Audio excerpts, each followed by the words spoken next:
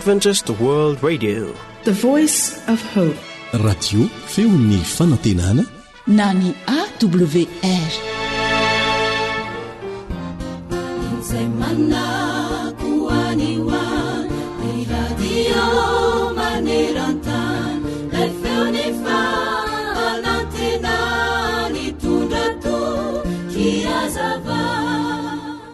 Aza vela motika anao ny ratsy mitrango eo amin'ny fiainanao. Aza vela moka ny ratsy avy aminao ny toe-javatra ratsy mitrango eo amin'ny fiainana.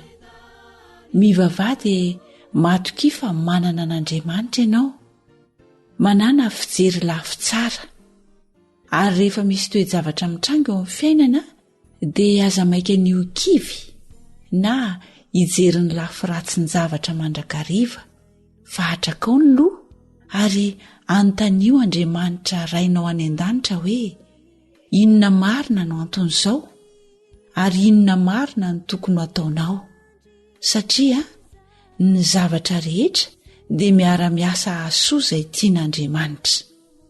Tsarovo mandrakariva ny teny fikasana izay nomen'ilay raintsika ao an-danitra manao hoe aza manana inona na inona fa oka ny fivavahana sy ny fifonana mba amin'ny fisaorana no entinareo manambara ny fangatahanareo amin'Andriamanitra amin'ny zavatra rehetra. Ary ny fiadanan'Andriamanitra izay mihoatra noho ny fahalalana rehetra hiaro ny fonareo sy ny hevitrareo ao amin'ny Kristy Jesosy. Filipianina 4:4-9 sy ny 5. Amen. Sanandro mufunaina raiswawampu fazamalaina fartumuchani andriza.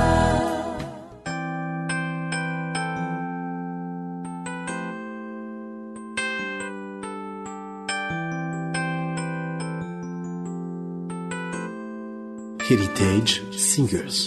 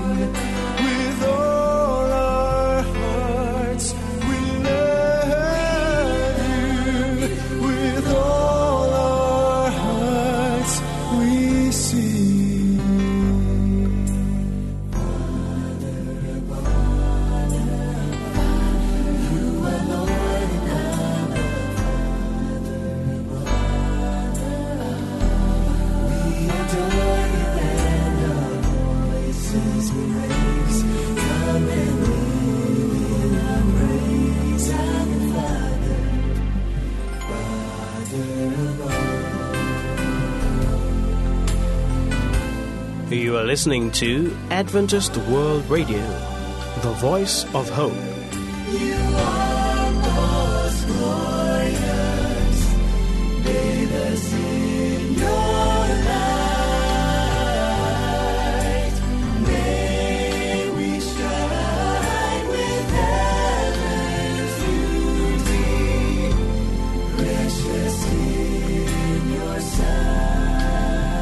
Blessed Father,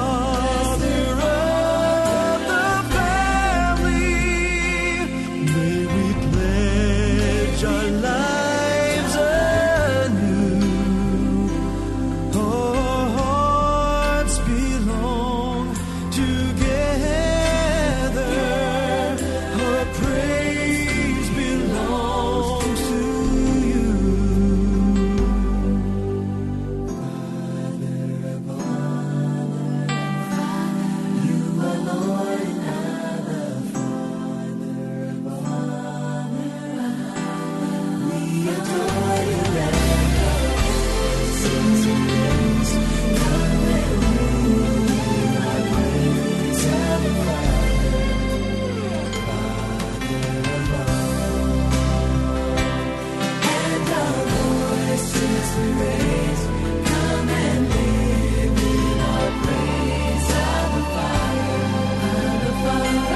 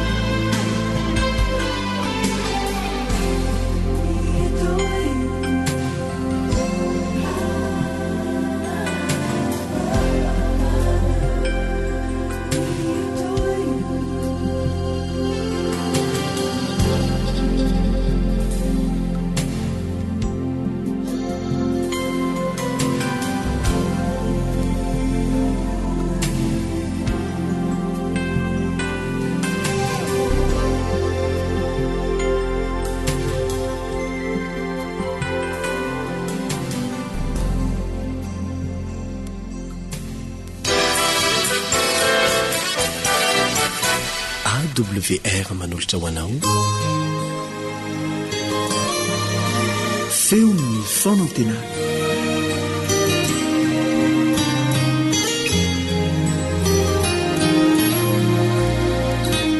Efa mba nandreva ianao ndray andro hoe misy asa lehibe ny tena goavana, ilana fahakingana, ilana fahaizana, kanefa olona tsy manana ny fahaiza-manao ilaina amin'izany, tsy manana ny vola ilaina amin'izany na ny fitaovana ilaina amin'izany no nantsoina ho tompon'andraikitra voalohany amin'izany asa izany.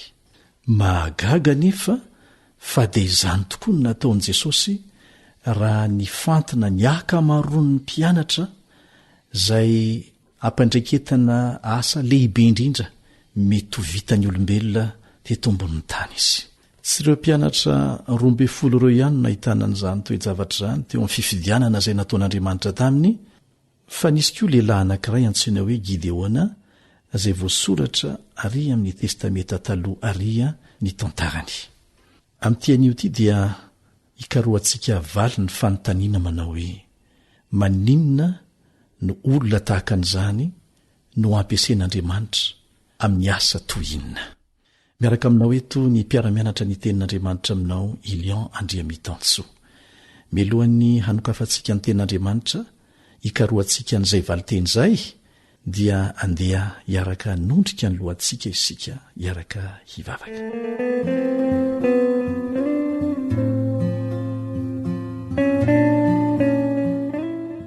Rainay izay ny an-danitro ho amasinina ny anaranao ho tonga ny fanjakanao ataony ny sitraponao ety an-tany tahaka ny an-danitra. Misaotra anao izay fa afaka miara-mianatra ny tenin'Andriamanitra eto amin'ity onjam-peo ny feon'ny fanantenana ity. Mangataka ny fanazavantsaina avy aminao izahay raha maly ilay fanontaniana napetraka teo. Angatahana ianao hanomeanay ny valiny ary ahazonay fahendrena sy fahalalana avy amin'izany. Amin'ny anaran'i Jesosy. Amen.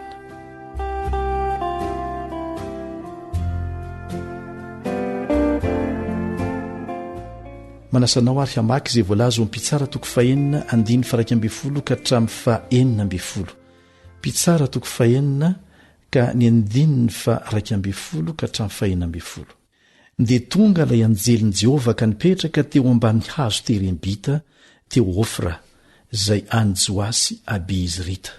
Ary Gideona zanany nively vary tamin'ny fantaka teo anilany famiazam-boaloboka mba hafeniny amin'ny Midianina. Ary ilay anjelin'i Jehovah niseho taminy ka nanao taminy hoe: Jehovah ny momba anao ry lehilahy mahery. Fa ho Gideona taminy: Indrisy tompoko, raha momba anay Jehovah, nahoana no izoiny izao rehetra izao zahay, ary aiza ny fahagagana rehetra nataony, zay nolazainy razanay taminay hoe: tsy nitondra anay niakatra avy tany Egipta va Jehovah? Fa kehitriny efa nahafoy anay mihitsy Jehovah ka nanolotra anay eo an-tanan'ny Midianina. Dia nitodika nijery azy Jehovah ka nanao hoe: mandehana amin'izao herinao izao, ka vonjeo ny Israely amin'ny tanan'ny Midianina, tsy efa naniraka anao va aho? Raha mamaky ny mpitsara toko 5 milohan'ilay mpitsara toko 9 zay nivakitsika teo isika, ny zavatra niaina ny zanak'Israely talohan'izao dia hafa mihitsy. Mpitsara toko 5 andiny faraky amin'ny telopolo tapany farany. Mpitsara toko 5 andiny faraky amin'ny telopolo tapany farany. Dia nandry ny tany 40 taona. Tamin'ny fotoana izay mbola nahatsara ny fifandraisan'ny zanak'Israely tamin'Andriamanitra, dia nandry ny tany 40 taona. Zay ny voalaza eo.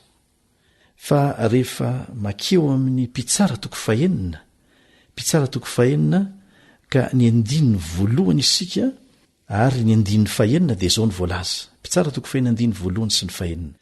Ary nanao zay ratsy eo mason'i Jehovah ny zanak'Israely, ka dia natolotra Jehovah ho eo an-tanan'ny Midianina 7 taona izy. Rehefa nanao zay ratsy teo mason'i Jehovah zany zanak'Israely, dia natolotra Jehovah eo an-tanan'ny Midianina 7 taona andininy 9, ary dia nahantra indrindra ny Israely noho ny Midianina ka nitaraina tamin'i Jehovah izy. Nanao zay ratsy eo mason'i Jehovah, nahantra indrindra noho ny Midianina, no faizin'Andriamanitra zany ny zanak'Israely. Mahagaga ny fiainantsika olombelona, rehefa miadana isika dia manadino ilay nampiadana antsika, manadino an'Andriamanitra. Ary zany natonga ny Davida ny teny manao hoe: soa aho nampahoriana hitandremako ny didinao. Matetika Andriamanitra mandefa kapoka mba hanairana antsika tsy ho revo amin'ny adalàna izay mety hiteraka fahafatesana mandrakizay ho antsika raha tavela ela eo isika.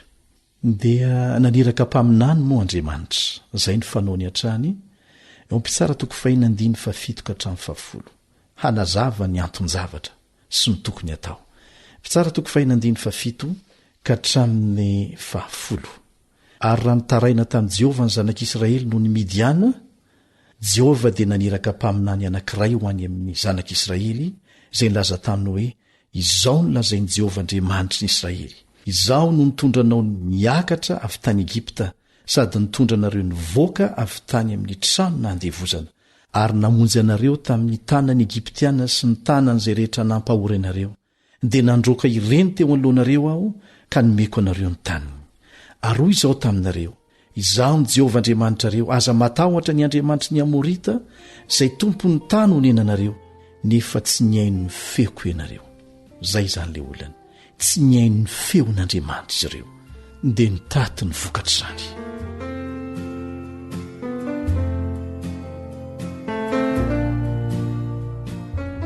Eto ny mpaminany dia nampatsiaro ny fitondran'Andriamanitra tamin'ny lasa. Dia lazainy tokoa ny tsy ambaratelo ny fandresena dia ny fiainona ny feon'i Jehovah. Tsy ny fiainona ny olona mety maty na fiainona hery hafa, kanefa moa tsy nety ny zanak'Israely. Dia efa nivakitsika teny aloha ny tohiny ao amin'ny mpitsara toko 9:12 ka hatramin'ny 9:12. Ny fidy olona iray Andriamanitra, lehilahy anankiray izay nolazain'i Jehovah hoe lehilahy mahery eo amin'ny 9:12. Dia jereo ny valiteny nomeny Gideona eo amin'ny 9:13.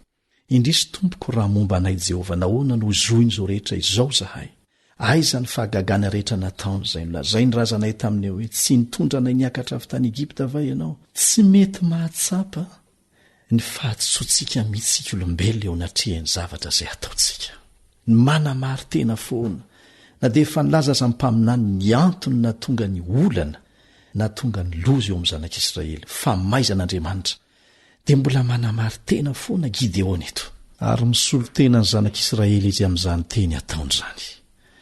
Jehovah moa dia tonga amonjy satria ny farana ilay fitotoana dia nitodika nijery azy Jehovah ka nanao hoe eo amin'ny 1:4 mandehana amin'izao herinao zao ka vonjeo ny Israely amin'ny tanany Midiana sy efa naniraka anao va. Dia zao ny valiteny nataony Gideony eo amin'ny 1:5 indrisy Tompo ataoko ahoana ny famonjy ny Israely ny mpianakaviko ny malahelo indrindra zany hoe mahantra indrindra atao anatin'ny zanak'Israely ao Manase ary ao anatin'ireo dia mbola zandray ny kely indrindra ka naneso ve Jehovah raha nyteny hoe mandehana amin'izao herinao zao ry lehilahy mahery tamin'ny Gideona. Mazava ny antony ao anatin'izany fahalemena tanteraka tsy fananana hery mahantra indrindra ao anatin'ny ankohonany sy ny taranany zany dia voatery entehitra manontolo amin'Andriamanitra izy tsy maintsy entehitra manontolo amin'ny herin'Andriamanitra izy ary izay no atonga azy ho lehilahy mahery.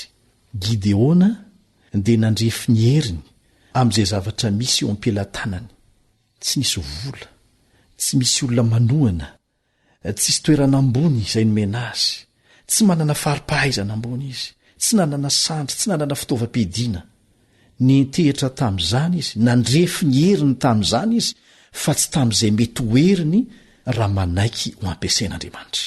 Ahoana hoy ny voalaza amin'ny Zakaria 4:4 tsy amikery na amin'ny fahatanjahana fa mifanahiko ho Jehovah tompony maro. Tsy nanana na inona na inona azo ny anteherany Gideona tsy nanana na inona na inona azo ny anteherana koa ny akamaroan'ireo mpianatra izay nifidiny Jesosy olona izay mitadiny hohaniny isan'andro miasa mandritry ny alina dia mivarotra dia zay vao mahita izay hohaniny isan'andro.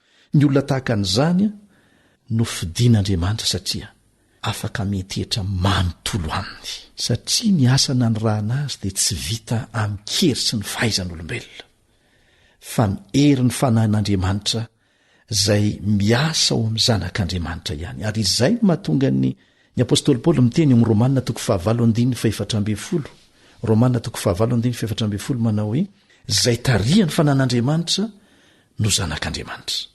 Izay tsy manaiky ho tarihan'ny fanan'Andriamanitra zany dia tsy afaka manao ny asa izay tian'Andriamanitra ampiasana azy. Ka rehefa miantso anao zany Andriamanitra dia ekeo ampanetretena fa nifidy anao izy tsy antehitra amin'izay fahaiza-manao na ny hery eo am-pelantananao fa amin'ny herin'ny fanahy masina izay ekenao hiasa amin'ny alalanao. Na firy taona ianao na firy taona na zaza ianao na tanora na lehibe inona moa tsy ambaratelon'ny hery ny tanora araka ny voalaza ao amin'ny Jaona 1:2 tapany 2 Jaona 1:2 tapany 2 manoratra ho anareo zatovo aho satria mahery ianareo satria mitoetra ao anatinareo ny tenin'Andriamanitra. Azadino izay tsy ambaratelo izay mitoetra ao anatsika ny tenin'Andriamanitra ary manaiky tarihan'ny fanan'Andriamanitra isika izay ny tsy ambaratelo ny herintsika. Ka raha miantso anao Andriamanitra amin'izao fotoana izao hanao asa voafaritra mazava tsara dia ekeo ampanetreteny zany kanefa azadino ny tsy ambaratelo tsy amikerina amin'ny fahatanjahana fa mifanahiko hoy Jehovah tompony maro.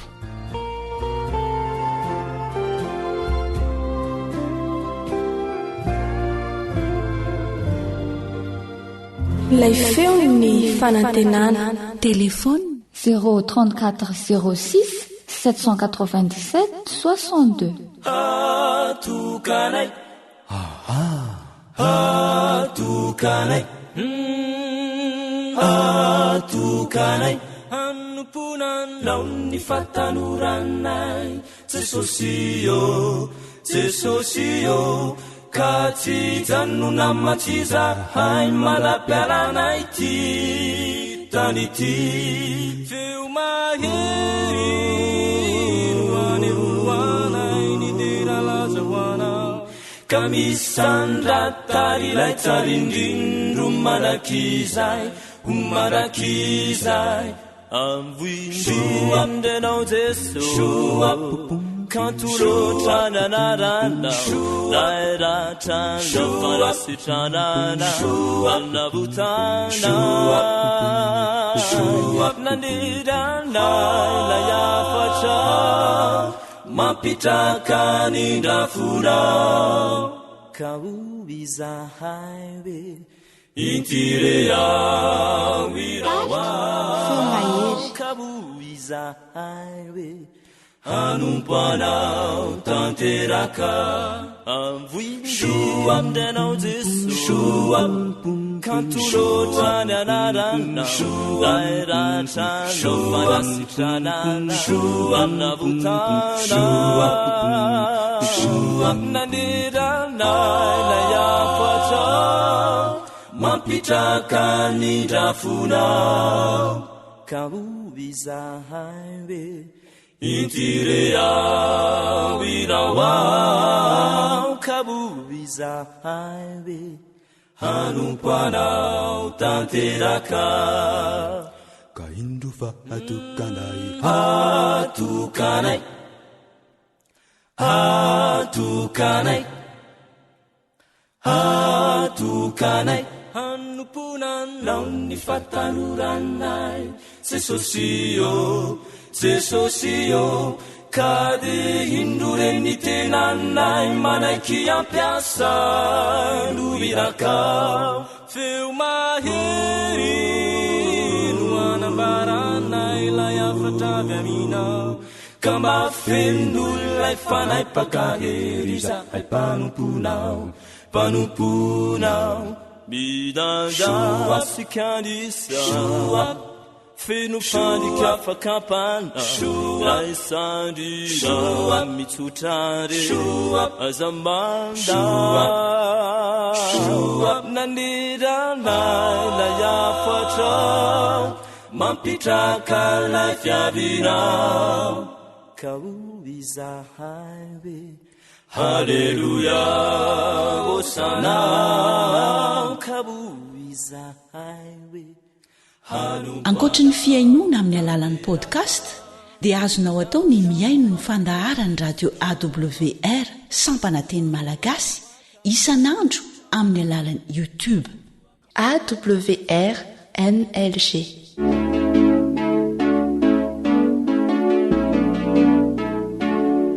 tanora mandray andraikitra mitondra fanantenana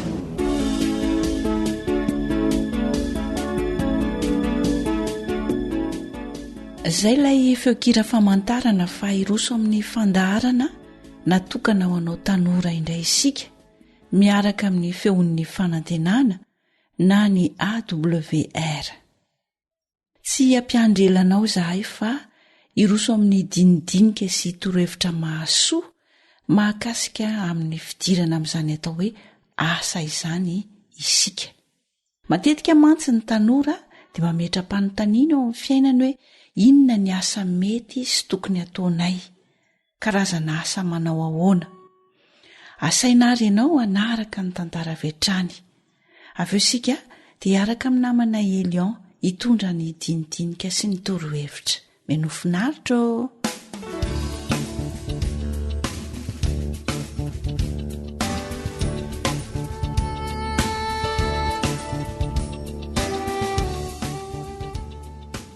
andao amin'izay andery maro finina mahavariana eto a ka lasa mihitsy ny saiko ry alfinina mandinika hoe anahoana no avintsika n'izao fiainana misarotra izao a sandry tsy mba mieritreritra an'izany mitady asa dia ka le fahitana asa mihitsy any iny tena mampiasa ny saiko e sarotra be fa inona izao ny asa mba eritreretiny alfinina atao e asa enao lehilahy ny eny teneniko amin'izany fa tsy zahay e ny lehilahy ny natao amelonako nareo izany no tena mila miasa ekeko anie izany fa mila miasa mafy e kanefa raha tsy ampy ny vola miditra ao an-tokantrano dia tsy fanampy izany ny lasi ny vavy za kosa aloha maro dia tsy mba hitady asa tsy mifanaraka amin'ny saiko izany a raha tsy maintsy asa za dia asa tsy mamizana nefa azombola be ny tadiaviko ka aiza no ahitana an'izany ry alfinina asa birao ohatra e dia mba manao izay itiavan'ny direktera ny tena dia mahazo toerana tsara sy aingana nefa tsy dia manao ninninona fa miandry karama isam-bolana fotsiny na atao izay azoana vady-panan-karena rehefa nambady e andray zaniko. mafy be zany tenindry zany a hitako to manao zay ho hafa mihitsy manome fahafahapoandry Ka raha te hiaraka amiko de mila metsiketsika e. Rehefa tsy maharaka de samy vita. raha ohatrandry daholo zany ny vehivavy de tsy todika any amin'ny olona manao asa tena toy ny mpanao asa tanana sy ny sisa mihitsy Hafa kosa ny taloha ny ankehitriny ry maro a. Ny raharaham-panaovinao an-trano azy efa mandreraka mihitsiko. Mampifamaly amindry dada sy mama isan'andro vaky izao. Zany indray mbola hitady raharaha amin'ny asa mandreraka ohatr'izany. Tsy vitako zany ka. ry Alvina Inona e? de tsy mba hifanampy amin'ny ao an-trano mihitsy kosa ve zany ndry e sady tsy haiko aloha ny any aminareo e fa raha zay a de hitako tena sahirana mihitsy le ray aman-dreny tady vola sy mitsitsy mba hahafahana mampianatra anay ny ofatrano ny anina hoanina sy ny sisa manginy fotsiny hitako tena mafy fa zany hoe zay le fiainany e Adidiny ray aman-dreny daholo zany finna ny vadiana atao amin'izany ry maro a. Tsika zanaka velomina. tsy mety zany fisainandry zany tsy fidino azy anie no hoe sahirany ary miezaka mihitsy ry zareo fa tsy mipetra-potsiny de tsy handray ravindena mihitsy zany ry mbola ihalehibe ndry de ho hitandry zany Zany mihitsy ny tanjoko ka. Ary aza manozona rangahy ianao a. fa nga moa zany ny dikany Hitako. tsy voatery ho volany aloha no hifanapitsika e fa misy asa azontsika atao tsara ohatra anamaivanana ny fahasahiranany ray aman-dreny vao mainka aza tsara raha mahita asan-tselika ahitana vola kely sitrany aizy tilona ka e ohatra Ay ve nareo ihany no mitady zioga ho anareo e. Tsy alfinina kosa aloha ny ianao an'izany a.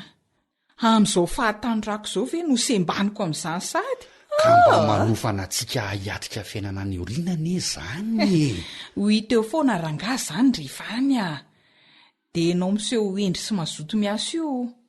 Anao inona zany? Tiako kosa aloha raha ohatr'izany ny ataony taoma e. Anambady lehilahy mazoto miasa zany. Amin'izay be ny vola de miadana. mora amindry ery ny teny an'izany raha te hiadany ry de mifanampy kosa nareo e Ka rehefa ti ahy izy de vita n'izany e. Finna aloha le asa tia maro atao e.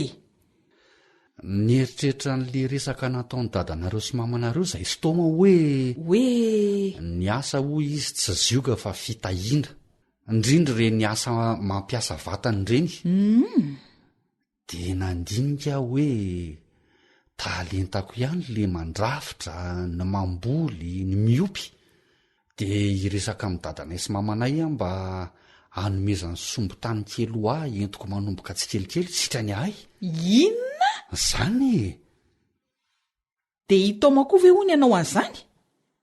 So de ataoko adalonareo ka ho tezitra. Nde hivary lavo amin'izany?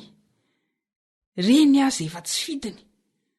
Ataoko ty fa mba asa borao ty mahamaika anareo. Ay asa mampahantra. Na misavian'ny tendry dada be sermona nareo stomaka. Loza. fiza no nylaza tamindry fa mampahantra ny mampiasa ny tanany sy ny tongony ara ny sainy amin'ny asa ohatr'izany ka sady efa hatramin'ny oviana moa zay sika mpinamana samy mitady asa borao fa tsy mbola nahita fa raha izany mamorona sy miasa ho an'ny tenako de miankina amiko ihany ny ampandroso an'izany na tsy e De ho lasa mpamboly sy mpiompo zany ty maro. ka maninona Mo hitaoma mpivarotra legioma sy zay zany aloha ny zava-misy sady tsy ratsy anie zany fa ny olona manambany an'izany angatsika mihinan-kanina raha tsy misy ny tambany vohatra manao an'izany ka ny tambany vohatra zany e. ary tady dio fa mety hanam-bola be lavitra noho ny talehan'ny orinasa zany raha iandro any rehefa haiko tsara no mifeny zavatra ataoko mba miafy kely aloha e Si rediredi nadala ny feverako ny fisainanareo stoma. Zany mihitsy ny nampifamaly anay. Ialfinina tsy manambady lehilahy mitakemitra ohatr'izany a. Zao endriko sy bikako tsara zao ve? Zao fahatanyrako mamy be zao ve de olaniako sisombako amin'ny olona manana toetsaina ohatr'izany? Ovy zany ny rivo-jezika sy ny taina koa ary ny ora-panala sy ny vovoka any. tsy afaka hiara-dalana aminareo a fa aleo tsy mifandray tsony e. Andray kosa ry Alfiny. Zany izy ka Za tsy olana aloha fa aza ataondrian'izany Tome. Nya lehilahy manana fiarakodia tsara tarehy, trano be ary zaridaina tsara tarehy vao karakara mipiasa, miampy dobo filomanosana manara-penitra, zay no ilaiko. Fa tsy hitaingina sarety hipetraka amin'ny trano-bongo didin'ny anana sy ny mangazo ary ny taretra sy ny tranona koa.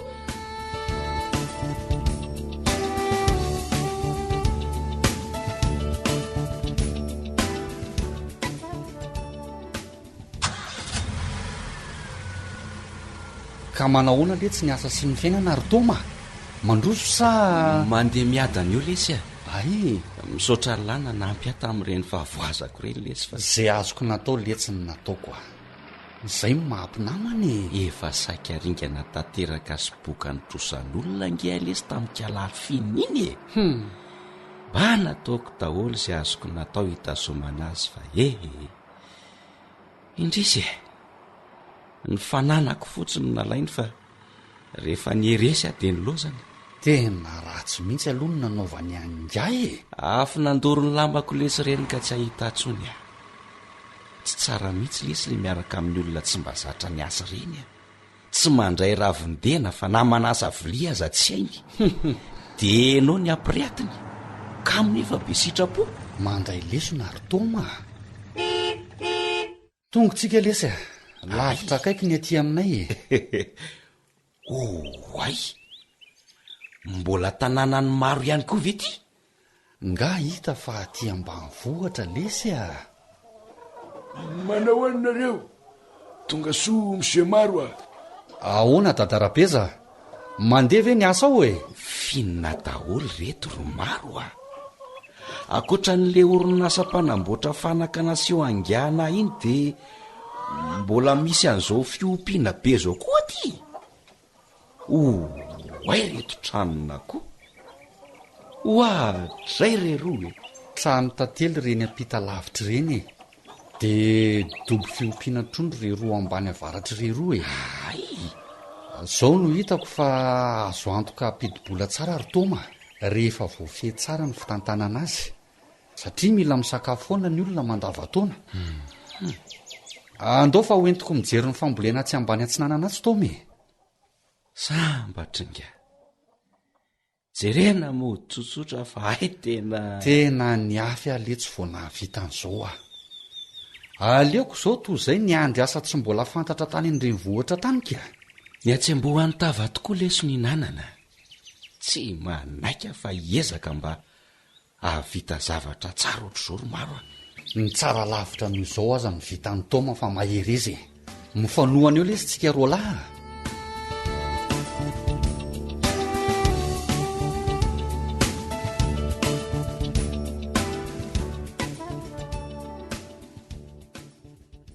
Mba tsara ve lesy zao lokotranoko zao a? Tsy mety mihitsy ny saiko raha tsy za mihitsy aloha no mandoko an'ity faritra ity. Tena kanto ry Toma. Niengaliany lahy mihitsy ny nanao azy. Jereo ty Toma miosondoko hatrany am-paladika hatrany an-tampon-doha. Sady asa lesy ity no fanatanjahantena ary fialam-boly ry maro a. Maro. Manao maro. Manao ahoana tompoko? Za ihany. Manao ahoana ianao? Ohatray. Ay ve Alfiny ty e. Tena niova be dia saika tsy fantatro. Ay. Hoaiza izy zany? Andeha hisakafo ato amin'ity restaurant ty. Oeto maronga za. Tsara be ny sakafo ao a. Sady maro zao tena hitako metsiketsika mihitsy. Anao zany zao ty fiary ty? Tsy anahy io ka. Ary tsy hitany Alfina nga io Toma mandoko io. Ay ve, efa hitako fa ezan'izy hoe mpandokoko. Efa niaraba fa mety variana angamba izy e. Manahoana? Toizo ny asa fa so debedy ny patron eo ry Toma. Tandremo so latsaka ty mipitiko ny loko ka nimba ny kanjonay aty a. Ry Alfina, tsy miova mihitsy. Ka iovana ho inony? Mba hahafantom-pateno ihany ny teny aloako ny vava fa hovidiana lafo e. Ka marina ane zany fa hony tokoa alory maro a. Ahoana e? Narea fa mbola mandray olona hiasa hony ny orinasa atao amin'ity trano be lokony tao-mampandoko ity e. Na ny tanteria amin'ny gardien teria dia nasaina nanatony eto aminao. Ay, io moro maro a, mba karakarao ny namany e. Sekretera na ohatr'izany mety amiko.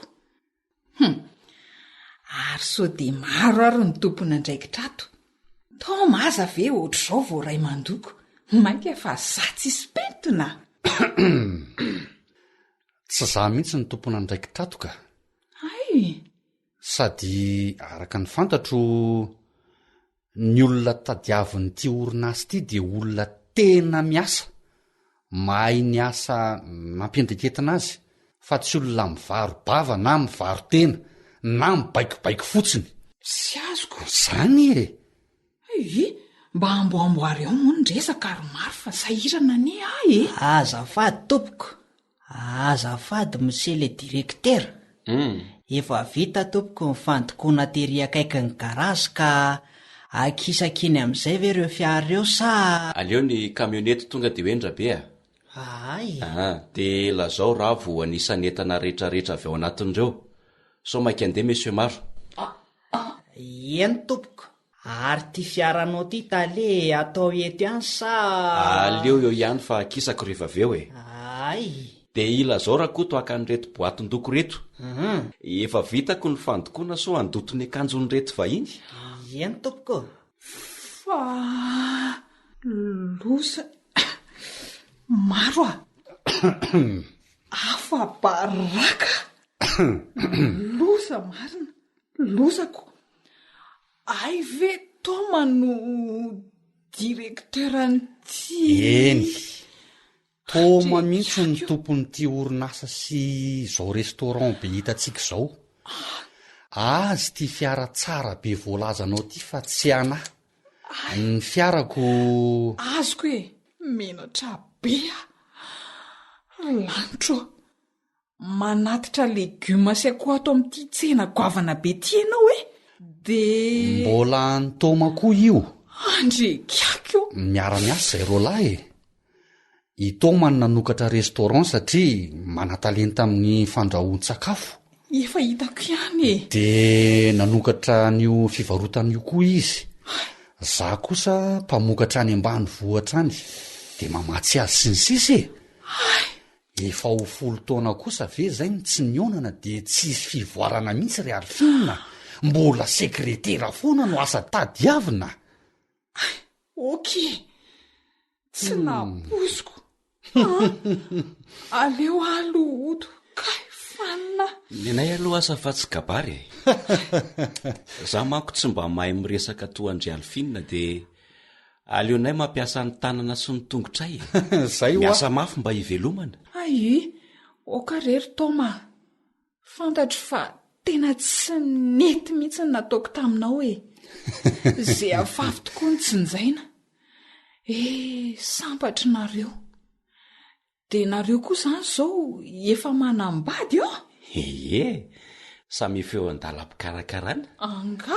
Ka na indry koa raha ve ry Alfina tsy efa nanambady directeur mipetraka amin'ny villa tsara tarehy, misy piscine, misy mpikarakara zaridaina raha izao fahitako andry izao ka.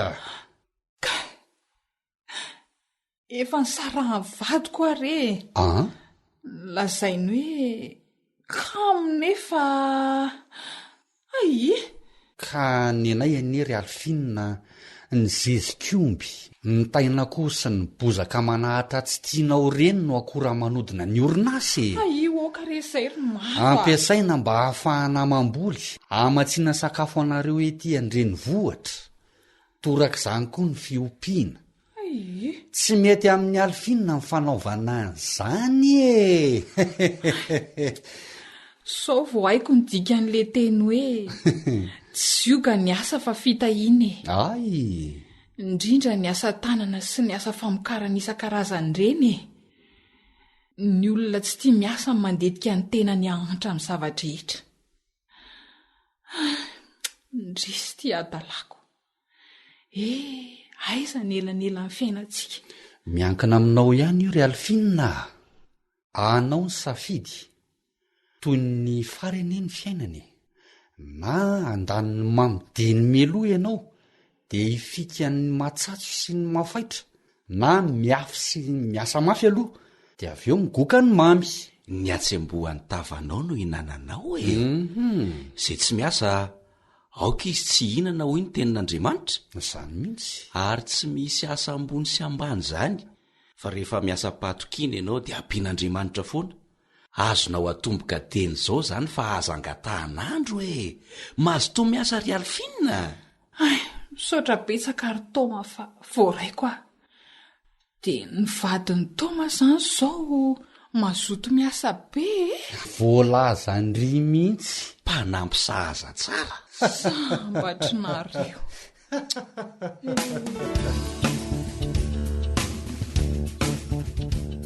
Ozina sa fitahiana. Tantara nosoratan'ny Fanjaniaina, novelomin'ny Zoanitra, Martina ary Rila. Faly miarabany tanora rehetra mpanaraka ity fandarana ity ny zokinao Iliandry amin'ny Tansoa. Fifaliana ho any mitafatafa aminao indray, mifampizara izay mahasoa eto isika. Inoko fa nampieritreritra antsika iny tantara iny, fanaontsika moa ny mampiditra lesona ao anatin'ny tantara mba hafantsika mandray fananarana sy fampianarana ihany koa izay mety ahasoantsika. Ny fikaroana natao dia nahitana ny antony lehibe anankiray, akoatra ny antony hafa mahatonga ny ankamaroan'ny olana eo amin'ny ankamaroan'ny tanora dia tsy inona izany fa ny fiheverana fa zioga ny asa. Indrindra fa ireo karazan'asa ampiasana ny tanana sy ny tongotra, na ilay antsoina hoe asa vatana ho isika, na asa mampiasa vatana. Tsy asa mamono fa asa mampiasa vatana tsotra fotsiny.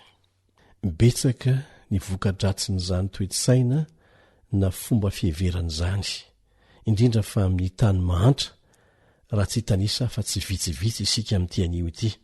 Ary natao fantatsika tanora izany mba atonga antsika andray fanapa-kevitra dia ny tsy mbola diso ariana loatra eo amin'ny toe-tsaina izay tokony hananana mikasika ny atao hoe asa. Voalohany dia ny fitadiavana fomba ahazoana vola tsy ara-dalàna amin'ny fomba mora. Zany ny voka-doza voalohany amin'ny fiheverana fa zioga ny asa, indrindra fa ny asa mafy. Dia mitady zavatra tsy ara-dalàna mba hahafahana mahazo vola amin'ny fomba mora, toy ny halatra, ny fivarota-tena izay miseho amin'ny endriny marobe haintsika tsara ary amin'ny sehatra rehetra mihitsy no ahitantsika an'izany. Anisan'izany ny fisolokiana sy ny sisa izay ainao tany saina tsara.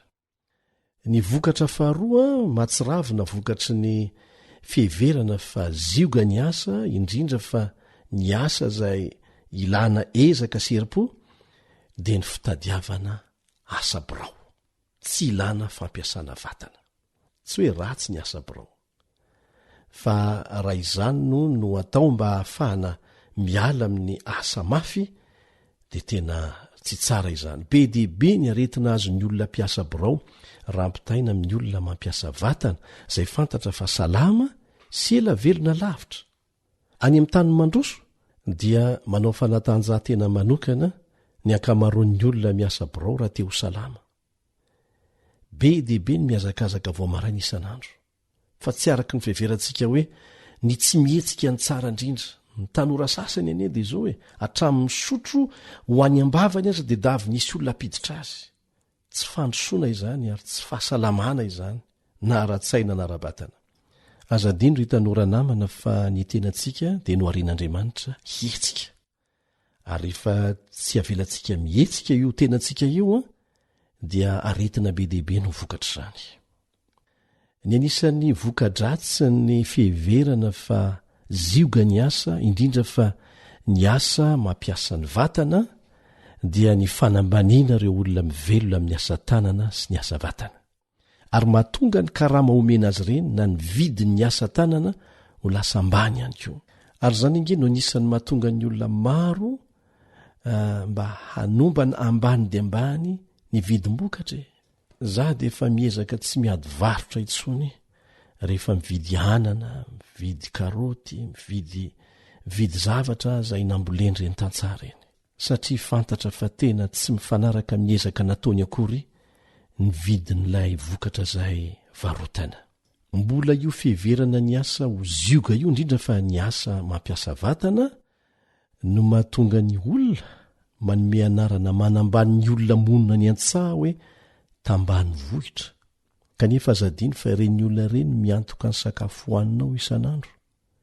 azonao an-tsaina ve hoe tsy misy mpamboly tsony azonao an-tsaina ve ny vokany ary gaga sika raha ilazana fa ny tena mampandroso ny olona any amin'ny firenena matanjaka dia satria karazana asa mampiasa ny vatany no ataony ankamaroan'ny olona ary dia gaga isika aty amin'ny tany mahantra rehefa mahita an'izany amin'ny alalan'ny reportage na ny documentaire mandeha amin'ny televizion tsy ny olona miasa birao ny tompony volany fa ny olona mampiatra ny zavatra ny anarany amin'ny alalan'ny asa mampiasa vatana mihitsy izy mihitsy mihetsika mety manana olona miara-miasa aminy izy fa tsy mipetrapetraka mihitsy mety manana orinasana tsangana izy avy amin'ny fianarana ny raisiny kanefa dia tiany mihitsy ny asa mampietsika ny vatany eto zany dia aza hiverina fa asa manambandry tanora namana ny asa mafy mampietsika ny vatana fa tena asa ambony zany be dehibe ny vokadratsy ny toetsaina zay mihevitra ny asa ho zioga io indrindra fa ny asa ilana ezaka mafy anisan'ny tena loza indrindra dia ity atreny amin'ny fianarana ambaratonga ambony mihitsy no efa voapoizy ny toetsaina io ny akamaroan'ny tanora asa birao nkendren'ny akamaroan'ny mpianatra asa mampiasa ny saina fa zara raha mampietsika ny vatana be dehibe inge mivokadratsin'izany akoatry ny lafi ny ara-pahasalamana lasa mamokatra olona mahay miresaka sika fa tsy olona mahay miasa zay ny akamaroan'ny toeram-pampianarana ambony amin'izao fotoana tsy izy rehetra fa zany ny akamaroany satria ny antony dia zao tsy tsaraina mifahaizana miasa raha teo ny akamaroan'ny fanadinana azona diploma fa tsaraina mifahaizana miresaka ary dia olona mahay miresaka ny matetika mahazo vahana amin'ny lafiny rehetra fa tsy ny olona mahay miasa ary isan'ny fototry ny fahantrana misy amin'ny tany andalam-pandrosoana rehetra izany ary farany kanefa tsy nikily indrindra vokadratsy ny fiheverana fa zioga ny asa indrindra ny asa zay ilana ezaka mafy dia ity lasa miteraka kamona sy mampaditra ny ankizy sy ny tanora maro zany toetsaina izany lasa mitady fomba mora tsy ara-dalàna be dehibe azona vola efa nresantsika teo zany lasa kamo manao raharaha ao an-trano lasa olana ho an'ny fiarahamonina ihany koa ka hitany koa aloha fa be dehibe ireo olona zay manan-karena tampoka vokatry ny fanaovana ny tsirariny miditra amin'ny sehatra politika fotsiny dia mahazo toerana ambony na dia tsy nanao ezaka akory aza misy aza tsy nianatra akory ny vavanao midy dia fa volany miditra zany ny modely hitany tsy modely tsara zany re tanora namana ny olona tahakireny ange dia enjeny eritreritra lava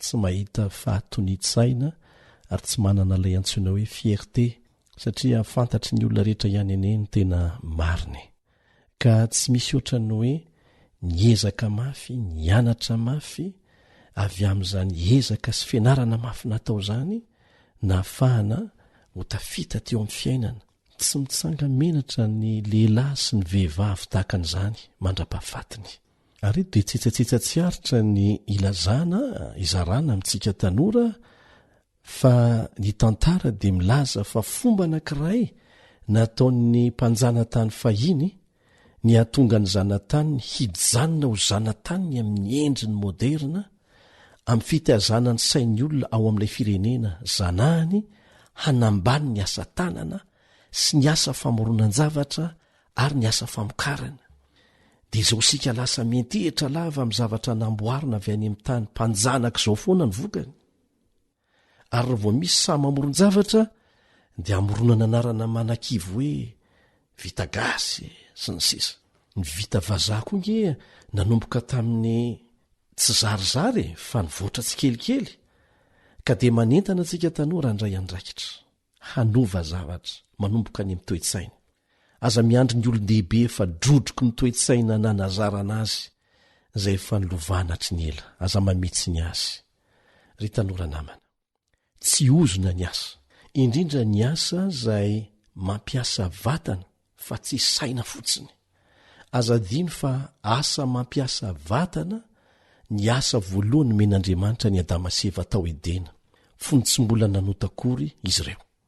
Ary izany no vakiantsika eo amin'ny Genesis 2:10, Genesis 2:10 izay mivaky tahaka an'izao: ary Jehovahandriamanitra nitondra andra-lehilahy ka namponina azy tao amin'ny say Edena hiasa sy hitandrina azy.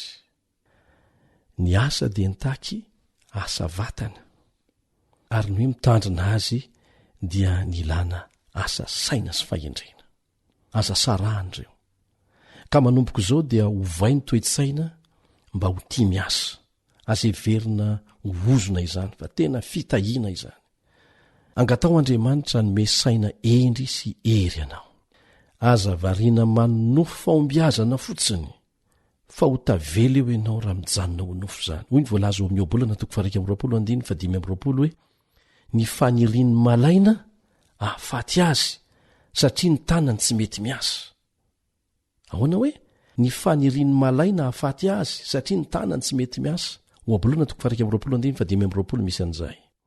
Ka dia zay no ela ry tanora namana, mazotoa miasa, tiavo ny asa, fa sady mahasalama anao zany na ara-tsaina na ara-batana, ary maela velona ihany koa no mitondra soan'ny fiarahamonina. Eny ary dia manao mandra-piona vetivety-indray ny zokinao Elion Andriamitanjo.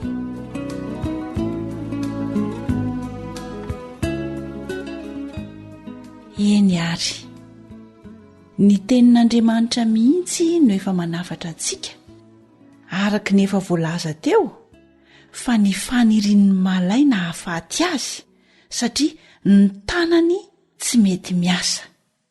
Koa dia mahazotoa ary miasa ary tanora isany, tsy izioga na ozona ny asa fa fitahiana.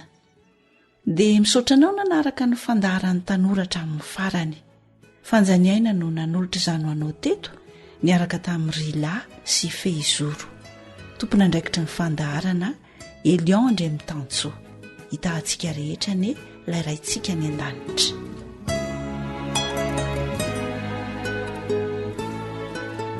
Ankoatra ny fiainoana amin'ny alalan'ny podcast dia azonao atao ny miaino ny fandaran'ny AWR sampana teny malagasy amin'ny alalan'ny Facebook isanandro amin'ity pejy ity.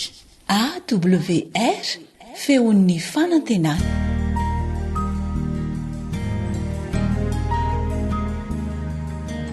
Faniteninao no fahamarinana. Taridalana manokana fianarana baiboly avoaka ny Fiangonana Adventista maneran-tany. Iarahanao amin'ny radio feon'ny fanantenana.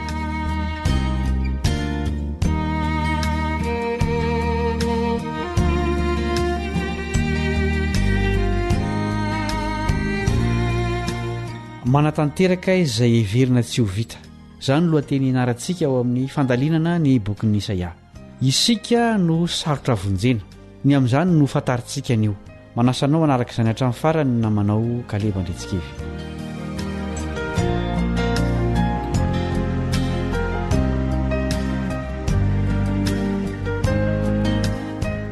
Andeha raha tsika mamerina aloha ny tsenjery amin'ity lesona ity dia ny Isaia 7:15.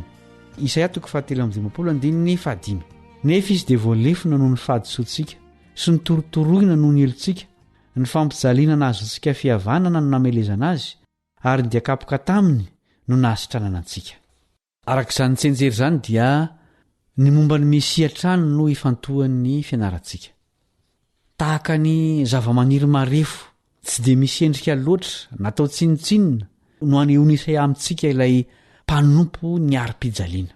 tamin'ny fomba malaky no nitariany antsika niainga avy eo amin'ilay fahatano-rana tsy misy tsiny hoe eo ambavahoanany fahafatesana na eo azy ilay tontolo-kevitra voalaza mialoha dia tsy voaomana isika anaiky izany anjara miandry ilay mpanompo izany ny mifanohitra amin'izany anefa no izy asainisa ialala itsika ilay zaza teraka ao antsika ilay andrian'ny fiadanana ataon'ny olona tsinitsinina izy fa isika kosa mahalala hoe iza marina izy tsy ilay mpanompo izay ambaran'Isaia eto akory no voalohany natao tsinitsinina sy ny lavina ary ny ara-pahoriana ny ain'izany rehetra izany ohatra Davida rehefa nanenjika azy Absaloma zanany azonao vakiana ny Samoela faharoa toko 10:17 ny fahadsoany Davida ihany niteraka olana teo amin'ny tenany sy ny fianakaviany saingy ny fahoriana nentin'ity mpanompo ity dia tsy anjarana ary tsy vokatry ny fahotahan'ny tenany no niatra taminy ankoatr'izay tsy ny fahotahan'ny olona iray no nentiny fa ny an'ny olombelona rehetra izao nolazain'ny Isaia 7:1 nataon'i Jehova niatra taminy avokoa ny elontsika rehetra miverina trany ilay fanontaniana hoe nahoana fahamarinana lehibe sy takatry ny saina ny valiny izany nifidy ny jaly izy mba azahoany mamonjy ireo sarotra vonjena dia isika izany ireo tsy mahatakatra dia mihevitra fa nasian'Andriamanitra ilay mpanompo tahaka ireo naman'i Joba izay nihevitra fa ny fahotan'i Joba no antony fahoriana ary tahaka ireo mpianatry Jesosy koa rehefa nahita ilay lehilahy teraka jamba dia nanontany azy hoe raby eo iza moa no nanota io lehilahy io va sa ny ray aman-dreniny no dia teraka jamba izy Jaona 5:2 fieverana ratsy toy izany no tao an-tsain'ireo izay nahitan'i Jesosy teo ambonin'ny hazo fijaliana hoy mantsy Mosesy fa voahozin'Andriamanitra ny miantona amin'ny hazo Deutéronomie 1:17 sitrak'Andriamanitra avokoa nefa izany rehetra izany hoy ny Isaia 7:10 nahoana hoy ny apôstôly Paoly eo amin'ny Galatiana 7:17 Galatiana 7:17 Kristy nanavitra anay tamin'ny oziny lalàna satria tonga voahozina monjy anay izy izao koa nolazaina amin'ny Korintana 2:1 Korintana 2:1 izay tsy nahalala ota dia efa nataony ota hamonjy antsika mba ho tonga fahamarinan'Andriamanitra ao aminy kosa isika izao nosoratan'ilay mpanoratra kristianina antsoina hoe Ellen White momba ny fijalian'i Jesosy ho fanavotana antsika ao amin'ny boky mitondra ny lohateny hoe God's Amazing Grace takila 2:70 hoy izy akory ny sandany nanavotana antsika banjiny ny azo fijaliana sy ilay voaomba eo amboniny dinio ireo tanany voalavaka reto fantsika tsy misy antra jereo ny tongony fa naraikitra tamin'ny homby hipetaka amin'ny hazo teo amin'ny tena no nitondrany Kristy ny elontsika izany fahoriana sy fijaliana mafy izany no vidin'ny fanavotana anao efa voaloha ny vidin'ny fiainana mandrakizay ho an'ny olona rehetra andray izany ve isika sa tsy ahafoy ny fahotana izay niteraka fahoriana teo amin'ny mpamonjy ve isika sa mbola hanoy anota ihany ny teny eo amin'ny Hebreo 10:5-20 no saintsaintsika eto ampamaranana ny fianarana androany Hebreo 10:5-20 fa raha mini manoto isika rehefa nahazo ny fahalalana tsara ny marina dia tsy misy fanatitra noho ny ota intsony fa fiandrasana mahatahotra amin'ny fitsarana ary fahatejerana mirehitra izay andaniny fahavalo rehetra kosa izay no mamarana ny fiarantsika mianatra androany mametraka ny mandra-pitafa aminao ny namanao Kaleba Ndretsikevy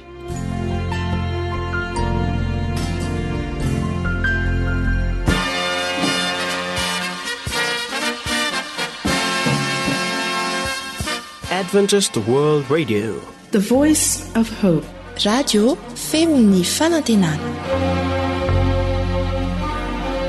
Ny farana treto, ny fanarahanao ny fandaharan'ny radio feo fanantenana na ny AWR amin'ny teny malagasy. Azonao atao ny mamerina miaino sy maka maimaimpona ny fandaharana vokarinay amin'ny teny pirenena mihoatriny 100 amin'ny fotoana rehetra. Raisoaryn'ny adresy ahafahanao manao izany www.awr.org na www.feofanantenana.org